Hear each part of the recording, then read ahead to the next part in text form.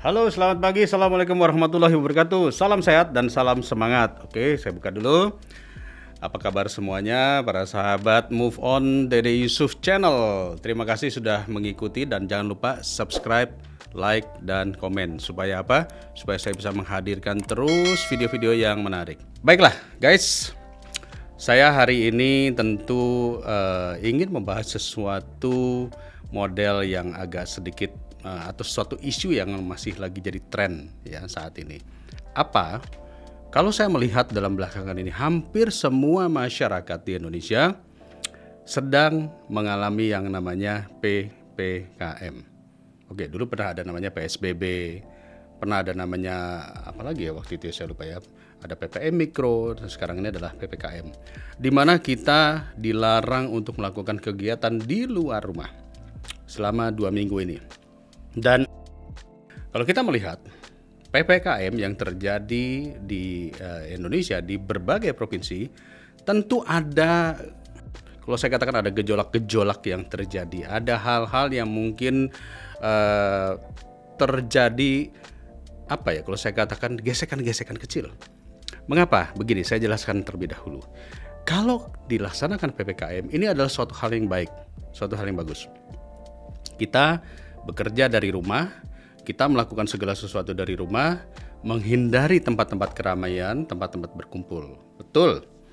Karena yang namanya COVID-19 ini sampai sekarang hanya bisa dihindari dengan kita tidak melakukan interaksi sosial. Tapi masalahnya, penegakan PPKM. Ini yang menjadi isu utama. Karena ya kalau dalam catatan saya selama 2 minggu PPKM ini saya mendengar ada sedikit hal-hal yang agak kurang mengenakan. Satu contoh misalnya di DKI Jakarta, sidak ke kantor-kantor ya, Gubernur DKI melakukan sidak ke kantor-kantor dan menemukan masih banyak orang yang bekerja. Bahkan ibu-ibu hamil pun juga masih bekerja. Dan saya yakin sampai saat ini kalau melihat jalanan di DKI masih ramai, berarti orang masih bekerja. Bagaimana cara penegakannya? Dan saya juga kemudian mendengar ada atau mencatat ada berita tentang Pas Pampres yang sedikit konflik antara Pas Pampres dengan kepolisian, yang ketika kepolisian ingin melakukan penegakan PPKM terjadilah sedikit gesekan. Saya juga mendengar adanya Satpol PP yang bertindak agak arogan ya, bahkan menendang-nendang, membongkar dan sebagainya. Tadi pagi pun saya masih melihat ada di sebuah pasar, saya lupa di daerah mana, yang kemudian menyerbu Pol PP yang ingin membubarkan pasar tersebut dan bahkan terjadi keributan. Tapi ada juga hal yang menarik nanti kita akan bicarakan. Jadi pertanyaannya adalah PPKM baik dilakukan, tapi penegakan PPKM yang manusiawi, yang baik, yang mana?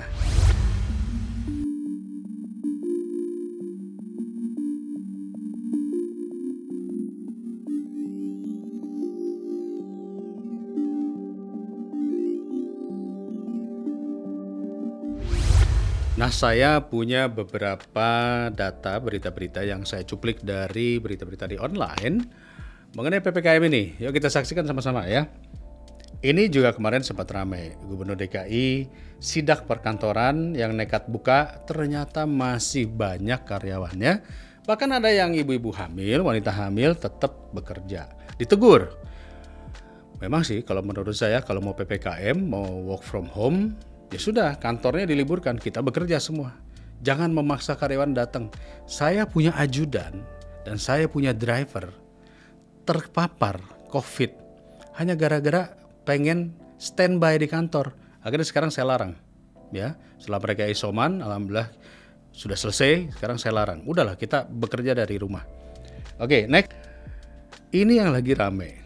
PPKM ingin ditegakkan oleh pemerintah, namun ada juga penegak-penegak hukum, dalam hal ini adalah penegak hukum peraturan daerah, kadang-kadang bersikap arogan.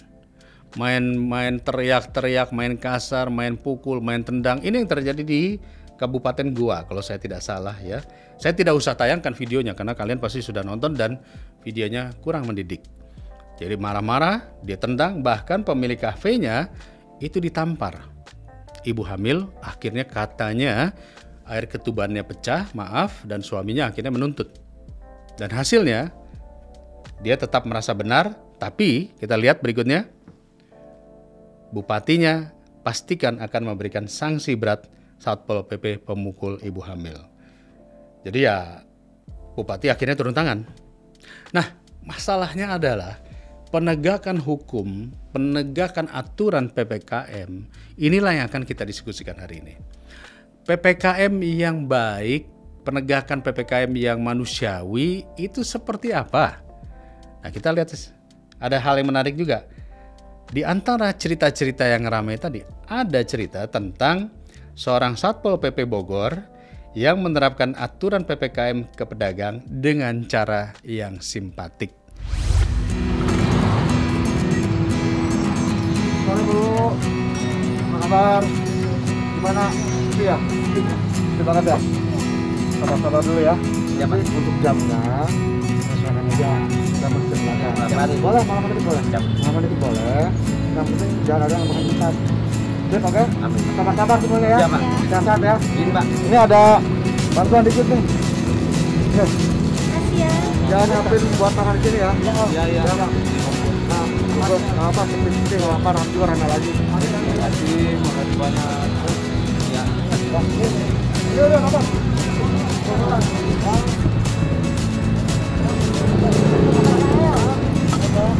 Kabar. Kita tahu aturannya ya. Ya, nggak boleh makan. Sip. Ya, teko ya. Baru buka dulu kok. Boleh agak malam makanya. Boleh agak malam. Pertama jam 8. Sekarang berarti mau agak malam boleh ya. Cuman harusnya jangan sampai ada yang makan tempat lain. Ya. Makasih banyak Pak. Iya, kirain mau ada apa. Taunya nggak dilingkisan. Ya. Sabar-sabar dulu sekarang. Siap. Udah aturan. Oke. Yang ya. Siap. Oke. Siap. Ini ada masalah yang kota Bogor nih. Siap. Buat. Siap. Oke. Jadi kalau kita lihat videonya tadi, menarik ya. Menegakkan aturan dengan cara berkomunikasi, lalu kemudian memberikan paket ya. Ini kayaknya jarang yang terjadi seperti itu ya. Dan kayaknya perlu kita dalami lebih lanjut. Itu kalau nggak salah namanya Satpol PP-nya Agustian. Nanti kita akan coba kontak dia. Oke, kita lanjut PPKM dulu. Next. Ini ada informasi terbaru, Menteri Keuangan kemarin dalam rapat di DPR mengatakan kemungkinan besar akan memperpanjang PPKM 4 hingga 6 minggu. Waduh, kalau 4 hingga 6 minggu ke depan tentu banyak yang terjadi dari sisi ekonomi. Dampak ekonomi apa jika PPKM darurat diperpanjang hingga 6 minggu? Dampak pertama tentunya adalah tingkat konsumsi masyarakat akan melambat tentu saja karena kalau kita berbicara APBN kita, GDP kita, perputaran keuangan kita selain dari pajak, perputaran keuangan itu didapat dari belanja masyarakat.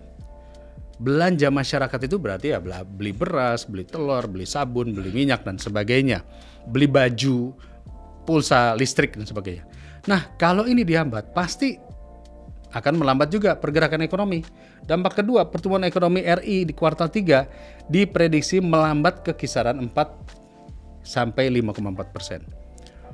Sebetulnya kita sudah minus dan sudah melambat. APBN kita juga sudah berkurang. Apalagi ditambah ini pasti akan ada perlambatan. Jadi tentu apabila sebuah keputusan diambil pasti akan berdampak di satu sisi. Oleh karena itu belanja APBN diperkuat untuk merespon dampak negatif dari peningkatan COVID-19. Tapi bagaimanapun juga COVID-19 ini harus dihambat. Harus dilakukan PPKM. Oke? Nah, bagaimana respon para bupati kepala daerah terhadap usulan Menteri Keuangan? Kita lihat sini. Ini dari Liputan 6. Wali Kota Cirebon berharap tidak ada perpanjangan PPKM darurat. Tribun Jabar, Garut tolak perpanjangan PPKM darurat. Bahkan Jawa Barat, Provinsi Jawa Barat, Kang Emil, Gubernur Jawa Barat juga mengatakan penghasilan asli daerah sudah berkurang 5 triliun. Jadi tidak sanggup untuk memberikan bantuan kepada rakyatnya. Bagaimana dengan daerah lain? Saya akan mengundang salah seorang kawan saya, Bupati, di Kabupaten Bandung yang nanti juga akan bercerita pandangannya dan apa yang harus dilakukan tentunya ya. Pasti dia akan ada masukan-masukan. Jadi tetap bersama dengan podcast saya ini karena walaupun saya tidak bisa menghadirkan tamu-tamu, tetapi tamu-tamu saya hadir secara virtual dan tetap memberikan gagasan-gagasan dan juga pemikiran-pemikiran. Dan saya tidak ingin memberikan pemikiran yang negatif. Saya ingin memberikan pemikiran-pemikiran yang positif, harapan-harapan yang positif. Karena move on ini artinya adalah kita bergerak maju. Oke, ada yang salah di sini, ada yang salah di situ. Oke, yang penting sekarang ke depan. Apa yang perlu kita lakukan? Baik teman-teman, saya sudah terhubung dengan salah seorang sahabat saya yang kebetulan ini beliau menjabat sebagai Bupati Kabupaten Bandung. Assalamualaikum Pak Bupati.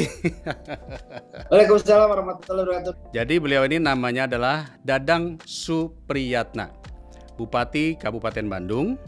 Kabupaten Bandung ini merupakan kabupaten, kalau saya katakan, kedua terbanyak penduduknya di Jawa Barat. Nomor 1 Kabupaten Bogor, penduduknya 5 juta. Nomor 2 ini adalah Kabupaten Bandung. Nah, sekarang saya mau bicara PPKM, Kang Dadang. Ini kondisinya di Kabupaten Bandung apakah berjalan lancar atau mungkin ada gesekan-gesekan sebagaimana yang terjadi di beberapa daerah lainnya? Gimana, Kang? Untuk saat ini memang kalau kita lihat kesadaran masyarakat, ya mungkin di sini ada beberapa persoalan yang memang tidak bisa kita hindari. Pertama, dengan adanya PPKM darurat ini, kondisi PHRI ini sangat keberatan. Tetapi memang karena ini sudah Mendagri, instruksi Menteri Dalam Negeri, apalagi sekarang koordinatornya dipegang langsung oleh Menko Maritim dan Investasi, saya kira saya tidak bisa menolak karena itu sudah merupakan instruksi, akhirnya kita jalankan. Memang dalam hal operasi justisia ya yang dilakukan oleh Satpol PP dan lain-lain dengan kerjasama dengan Polres, Kapolres, Dishub dan juga Dandim gabungan. Nah, sehingga di sini terjadi juga beberapa lokasi yang di stop ya karena memang itu sudah pelanggaran. Dan ada beberapa pabrik belumnya memang operasional 100% karena pengertian esensial dan non esensial ini tidak begitu spesifik sehingga terjadi persoalan-persoalan. Tetapi setelah adanya penjelasan bahwa esensial dan non esensial ini ada penjelasan, sehingga di sini ada WFO hampir 50% setiap pabrik. Sementara pabrik-pabrik di sini kan banyak yang ekspor. Nah, keluhan-keluhan yang perusahaan yang ekspor terutama ini terganggu juga masalah suplai atau orderan PO ya. Kalau seandainya di sini terus berkembang dan berlanjut masalah PPKM darurat, ya saya melihat bahwa ini cenderung kolaps. Ya. Nah, kolapsnya di sini ya yang dikhawatirkan adalah saya dikhawatirkan ke depan banyak yang di PHK. Ini kan persoalan-persoalan. Hanya yang jadi persoalan di sini pasar tradisional. Nah, memang di sini ada ketentuan bagi pedagang yang sifatnya untuk kebutuhan sembako ini tidak boleh tutup. Tetapi di sini kan ada debat tebal juga di lapangan, nah sehingga di sini pada waktu awal-awal PPKM darurat dilakukan, memang ada beberapa pro kontra, tetapi saya melakukan ini demi kepentingan negara dan demi kepentingan dan keselamatan warga. Nah sehingga solusinya adalah saya merencanakan dan sudah membuat langkah-langkah dan akhirnya saya menggeser BTT sebelum PPKM darurat sekitar 80 miliar dan itu kita gunakan untuk persediaan COVID. Dari 80 miliar ini dibagi 2 pos yang pertama untuk persediaan penanganan COVID, pos yang keduanya adalah untuk penanganan pelaksanaan vaksinasi. Nah, vaksinasi ini kita anggarkan dari kemarin itu terjadi pembahasan di sekitar 31 miliar. Nah, dari 31 miliar ini kita menggunakan dana dari BTT itu sekitar 70% atau sekitar 22 miliar dan sisanya kita upayakan melalui dana CSR yang berasal dari perusahaan-perusahaan yang ada. Nah, targetan kita dalam hal vaksinasi, kita tidak tahu kapan ini COVID selesai, wallahu a'lam. Betul. Semua tidak terprediksi. Hanya dengan kekuasaan Allah tentunya masalah COVID ini bisa selesai. Kalau Allah menghendaki untuk selesai, bisa selesai. Amin, amin. Baik, jadi ini satu gagasan yang bagus, menyediakan anggaran sekian puluh miliar untuk membantu pelaksanaan agar PPKM ini berjalan baik. Salah satunya ada nggak tunjangan-tunjangan untuk mereka yang melakukan PPKM atau yang di rumah saja? Apakah sembako atau apa? Untuk yang PPKM darurat dan untuk masyarakat yang melakukan isoman, itu kita berikan makanan. Kan? Terus untuk yang PPKM darurat, katakan di RT tersebut zona merah, maka kita berikan dapur umum. Artinya dari asalnya sekian ratus RT yang zona merah, sekarang tinggal 18 RT lagi. Memang sangat luar biasa PPKM darurat ini dilakukan. Memang penurunan kasus COVID yang menurun dan peningkatan kesembuhan masyarakat yang terpapar. Nah, artinya memang efektif PPKM. Ini pendapat saya. Kenapa? Karena memang yang tadinya seliweran di mana sekarang teratasi, apalagi dengan buka tutup lokasi-lokasi yang rawan. Saya kerjasama dengan Forkopimda, ini juga sangat efektif, ya. Tentu mudah-mudahan ya tidak diperpanjang gitu kan. Nah kalau diperpanjang memang kita juga menyisakan masalah. Masalahnya apa? Nanti dikhawatirkan kalau pendapat saya di lapangan berdasarkan kemarin saya survei ke lapangan, ya memang ada keluhan juga manakala ini diperpanjang, maka ya punten perusahaan mungkin collab yang cenderungnya nih kok PHK di mana-mana, ini yang kita harus jaga. Ya, dan menurut berita kemarin bahwa Menteri Keuangan mengatakan kemungkinan PPKM ini akan diperpanjang hingga 4 minggu ke depan. Banyak bupati, banyak kepala daerah yang akan menolak atau tidak setuju. Kalau Kang Dadang sendiri bagaimana, Kang? Kalau dalam segi pengamanan penyebaran virus kita setuju, ya kan? Nah, kenapa? Karena memang dirasakan sangat efektif. Tetapi dalam konteks ekonomi ini yang harus kita pikirkan. Mungkin kalau pendapat saya bukan PPKM darurat, ada PPKM yang sifatnya mikro, gitu kan? Nah, tetapi kita harus betul-betul disiplin. Bagi daerah yang betul-betul zona merah, ya kita harus lockdown total. Nah, tetapi tetap pembatasannya itu harus dilakukan, jangan dibebaskan. Contoh, setiap karyawan yang mau masuk kerja ini minimal sudah divaksin. Ada ketentuan seperti itu. Kenapa? Kalau pendapat saya kemarin merasakan kena, ya kan? Tapi sempat kena kan? Ya, saya dua kali divaksin. Nah, terus karena saya kecapean, imunitas kita menurun, akhirnya di swab, akhirnya positif. Tapi karena udah divaksin 2 kali, saya hanya 2 hari dan ketiganya bisa sembuh. Ketiga harinya sudah sembuh lagi. Ini, jadi pengalaman saya kemarin sudah divaksin, makanya saya lebih cenderung bagaimana memfokuskan masyarakat Kabupaten Bandung untuk dilaksanakan vaksinasi.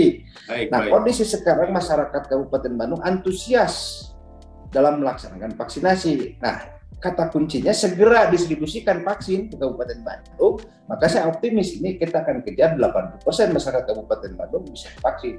Dari 3,5 juta penduduk Kabupaten Bandung, vaksin yang sudah turun berapa banyak, Kang Dadang?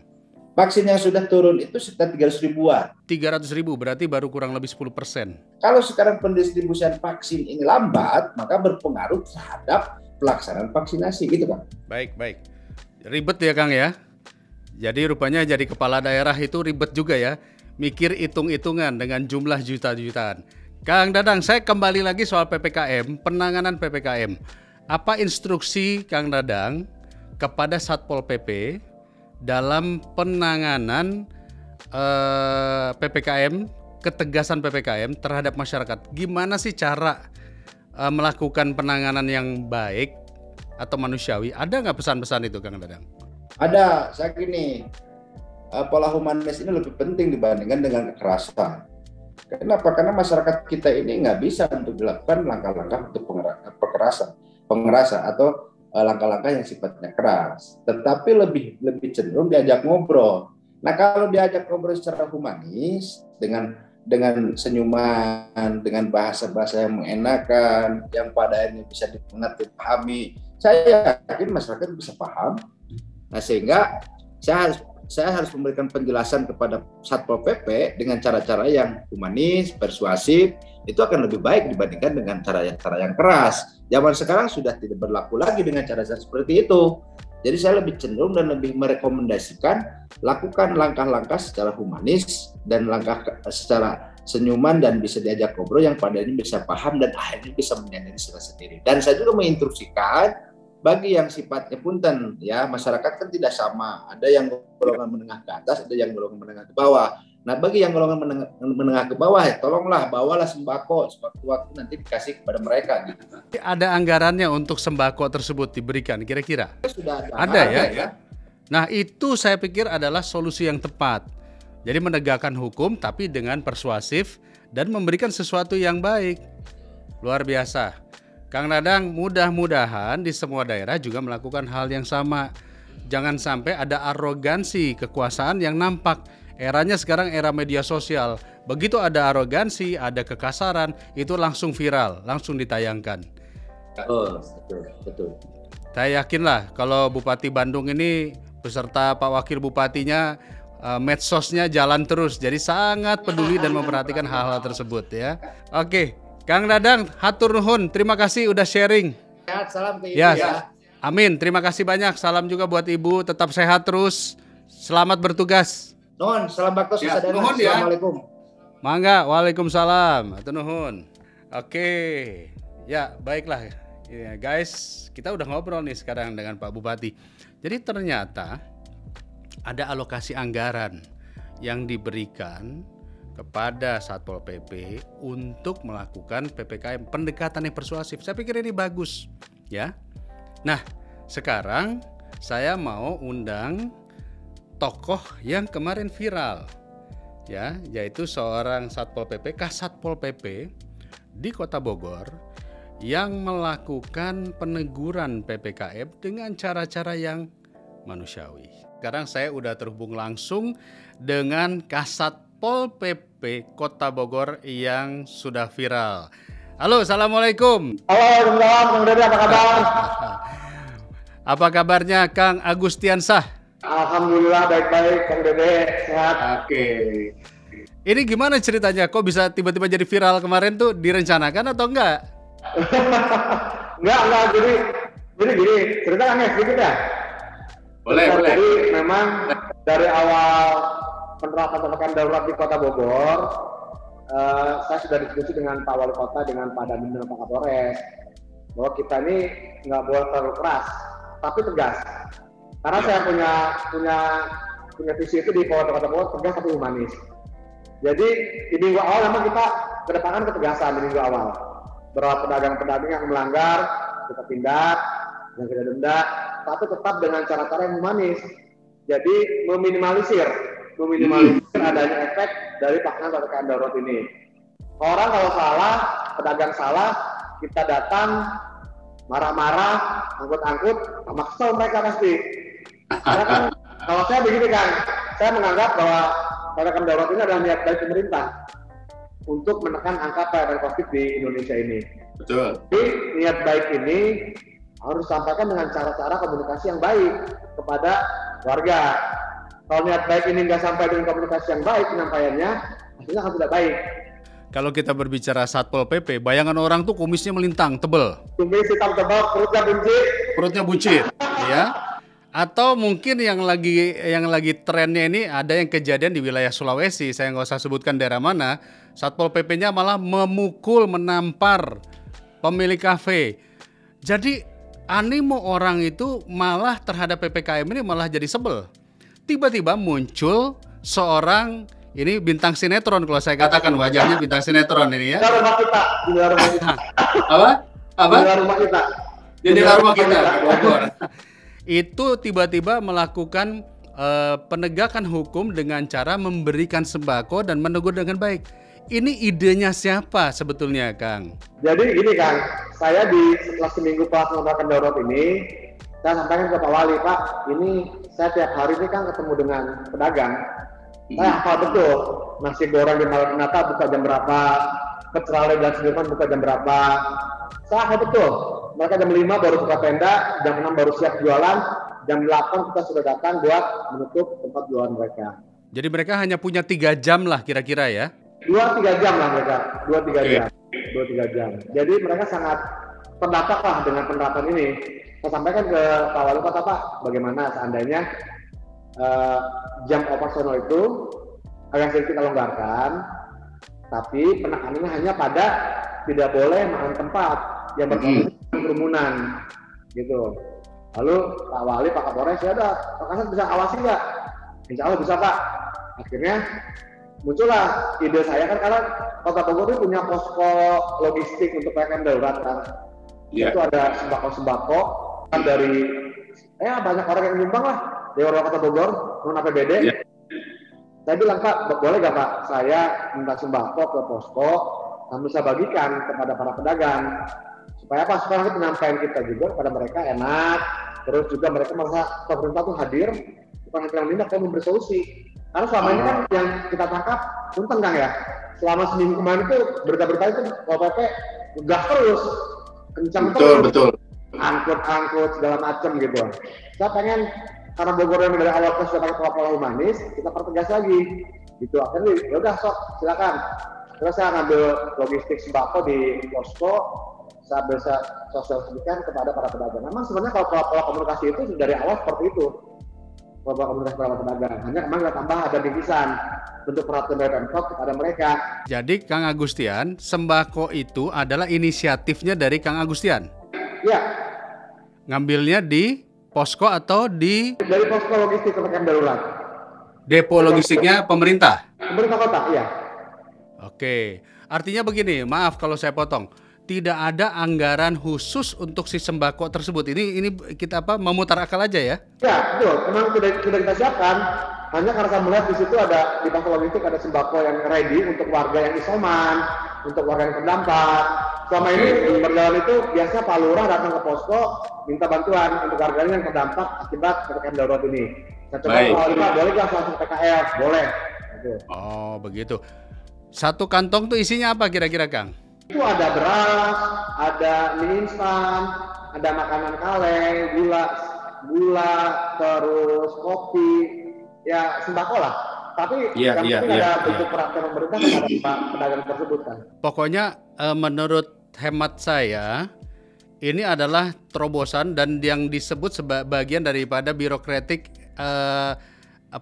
inovatif ya, inovasi daripada birokrasi. Yang selama ini birokrasi dianggap hanya penegakan hukum tok tanpa komunikasi. Nah, saya pikir apa yang dilakukan di Kota Bogor ini adalah pendekatan inovatif ya dan memanusiawikan. Karena begini, kalau kita berbicara masalah soal perdagangan, mana yang boleh esensial yang mana, kritikal yang mana, sebetulnya warung itu juga bagian daripada penjualan makanan dan minuman. Betul nggak ya? Jadi artinya kalau nggak ada yang jualan makanan dan minuman, nah terus orang-orang mau masak apa? Betul kan? Nah ini masih debatable soal ini. Tetapi yang jelas apa yang dilakukan Satpol PP Kota Bogor ini saya pikir satu contoh, sekali lagi nih ya, didengar oleh seluruh Pol PP seluruh Indonesia, satu contoh pendekatan manusiawi. Karena masyarakat sudah PPKM, dilarang berjualan, tidak ada penghasilan, dan tidak ada bantuan dari pemerintah. Dengan cara begini itu sangat manusiawi sekali. Ya. Setuju ya? Sepakat ya. Sepakat ya? Baik.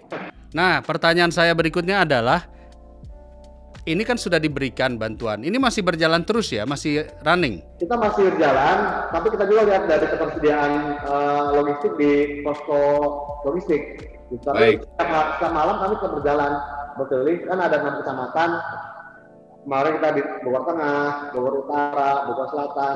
Kata penting pesannya sampai bahwa pemerintah itu hadir, hanya bisa menindak, tapi juga memberikan solusi. Karena buat saya ketegasan, tantangan saya adalah kebutuhan, gitu kan. Oke, saya baca di sebuah berita, ada salah seorang pedagang yang didenda 5 juta atau kurungan 3 hari. Itu berlaku nggak di Kota Bogor? Jadi kalau yang denda 5 juta itu kan, itu menggunakan Perda Provinsi Jawa Barat. Namun di Perda Provinsi Jawa Barat itu untuk pelanggar denda minimal 5 juta. Hanya kan memang kembali kepada penerapan di lapangan. Kalau kami di Bogor, untuk pedagang-pedagang kecil, kami tidak menggunakan Perda Provinsi, menggunakan perwali yang ada di Kota Bogor. Karena apa? Karena kami lihat ada gap yang cukup besar. Saya kasihan ada kejadian tukang pedagang kecil denda 5 juta, mereka daerahnya bingung. Jangan buat bayar denda, buat makannya susah. Betul. Nah, jadi kami di Bogor, kalaupun ada yang kita denda, kita tindak, itu menggunakan perwali atau yang kita punya. Sanksinya apa? Minimal Rp50.000. Berapa minimalnya? Rp50.000. 50.000. Ya, itu per wali Kota Bogor. Tapi begitu masuk ke Perda Provinsi, angka minimal ada 5 juta. Jadi kita harus pandai memilih, karena yang di Perda Provinsi itu harus melalui mekanisme sidang tuturing. Hakim yang memutuskan. Hakim melihat dari peraturannya, nggak salah juga hakim berdenda segitu, karena dendanya minimal segitu, 5 juta. Tergantung dari petugas di lapangannya. Kalau menyerahkan ke hakim pedagang kecil dengan Perda Provinsi, ya kasihan juga. Ini menarik sekali karena tadi dikatakan kalau menggunakan perda provinsi maka dendanya adalah 5 juta atau kurungan 3 hari. Banyak pedagang yang mengatakan kurung aja saya deh 3 hari malah dikasih makan. Tetapi ini terobosan di Kota Bogor membuat perwal, betul ya perwal ya, denda hanya Rp50.000 yang sebetulnya itu bukan denda, itu lebih tepat kayak semacam teguran, pembinaan. Saya pikir ini sangat manusiawi sekali ya, perwal ini sangat manusiawi sekali ya. Dan kalaupun masih melanggar, baru mungkin yang kedua dan ketiga ada ketegasan lebih, begitu ya? Ya, betul kan. Jadi ada tahapan-tahapannya untuk pengenaan sanksi itu, dari mulai peneguran dulu, terus denda, sampai kurungan nggak ada. Jadi biasanya pengalaman kami di Kota Bogor dengan penyampaian kami yang humanis pada para pedagang, denda 8.000 ya. Ya udah Pak, siapa? Nggak salah nggak? Ya Pak, salah Pak. Ya udah, kalau salah saya denda sekarang dan diulangi lagi, tapi ya siapa? Mereka lebih ketat seperti itu. Dan denda itu pun mereka dikasih waktu 2 hari maksimal buat membayar. Artinya nggak langsung bayar. Oke. Kita bayar 2 hari kemudian, gitu kan? Oke. Lalu kemudian ini menariknya juga ya. Kenapa Pak Wali Kota memilih Kang Agustian sebagai Satpol PP dari seorang camat? Nggak ada tampang kerasnya. Malah saya dengar pramuka dulu ya. Iya, pramuka. Saya di Mabiran. Mabir ya, sempat jadi Mabiran ya, dari camat ya. Kenapa? Kan biasanya kalau dipilih jadi Satpol PP itu harus yang siap menghadapi demo di pasar dan ini kan kalau dari tampilannya, kira-kira paradigma Pak Wali Kota dalam memilih Satpol PP seperti Kang Agustian itu gimana? Saya ini kan kalau di Kota Bogor termasuk Pol PP paling lama kan. Dari 2006 saya di Pol PP sampai ke tahun 2018. Dari 2018 di Pol PP itu. Lama juga ya? Udah paham betul lah di lapangan seperti apa, sisi-sisi buruknya Pol PP seperti apa. Dan kebetulan kemarin akan bidding lelang jabatan untuk Pol PP itu, lelang jabatan.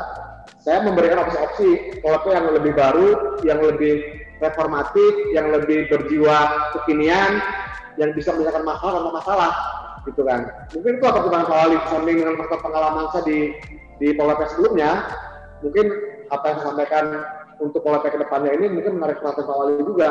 Sampai Pol PP itu berubah image-nya. Karena waktu dulu saya masih menjabat sebagai kabid atau kepala seksi, saya nggak bisa berbuat banyak. Tapi dengan saya menjadi kasat, saya bisa berubah dari dalam. Itu yang saya lakukan sekarang. Oke, baik.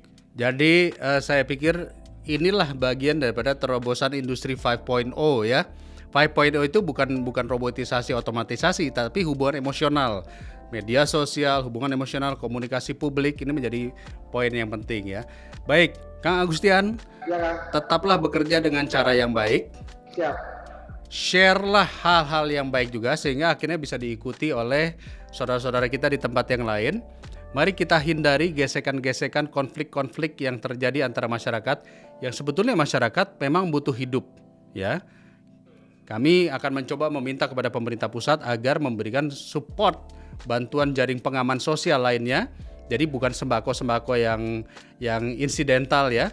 Sampaikan salam hormat saya kepada Pak Wali Kota, apresiasi karena Kota Bogor memiliki alokasi yang cukup baik untuk penanganan pandemi dan PPKM ini ya.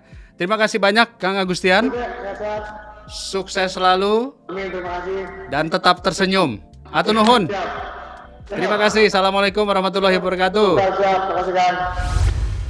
Jadi kalau semua penegakan hukum melakukan pendekatan dengan cara yang manusiawi, lalu kemudian juga melakukan approach dengan komunikasi publik yang baik dan benar, saya yakin rakyat kita juga akan mau melaksanakan PPKM dengan cara yang sesuai aturan. Ya, jadi kalau kita lihat di sini apa yang barusan tadi kita ngobrol dengan Bupati Bandung, dengan Satpol PP Kota Bogor, bahwa pada dasarnya mereka memahami bahwa rakyat ini ingin hidup, ingin memiliki keekonomian. Walaupun di tengah pandemi seperti ini ada batasan-batasan, tapi PPKM juga penting karena dengan adanya PPKM maka kita bisa menghambat penyebaran. Nah, harapan kita tentunya ke depan lebih banyak lagi Satpol PP seperti Kang Agustian tadi yang melakukan pendekatan-pendekatan dengan baik, lebih banyak lagi bupati seperti Kang Dadang tadi yang memberikan alokasi anggaran untuk sembako bagi pedagang-pedagang kecil. Sehingga pedagang kecil itu kalau dibubarin tidak ngamuk. Ya, karena apa? Semua juga ingin hidup dengan baik. Malah ada tambahan lagi dari saya. Jika ingin PPKM ini dilanjutkan, oke ya. Pendekatan secara represif itu sebaiknya tidak dilakukan. Pendekatan secara komunikatif, persuasif, minggu pertama ditegur, ya kalau masih bandel, minggu kedua baru diberikan sanksi yang tadi dikatakan Rp50.000, bukan sampai berjuta-juta, ya. Baru kalau masih bandel juga, ya pendekatan sesuai dengan aturan hukum yang berlaku. Ya, ini saya pikir sesuatu yang baik.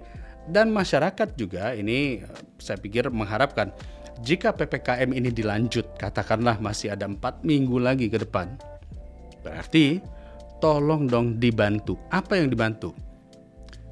LPG, listrik, BBM, BPJS, bensin, setengah harga lah. Kita juga harus bisa begitu dong.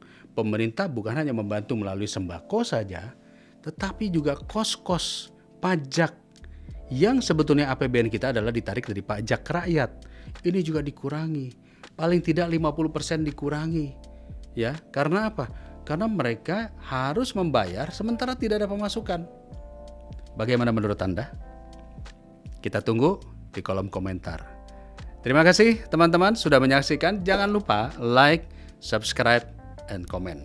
Ikuti terus Move On Jendela Deddy Yusuf. Terima kasih. Sampai ketemu dan tetap sehat. Assalamualaikum warahmatullahi wabarakatuh.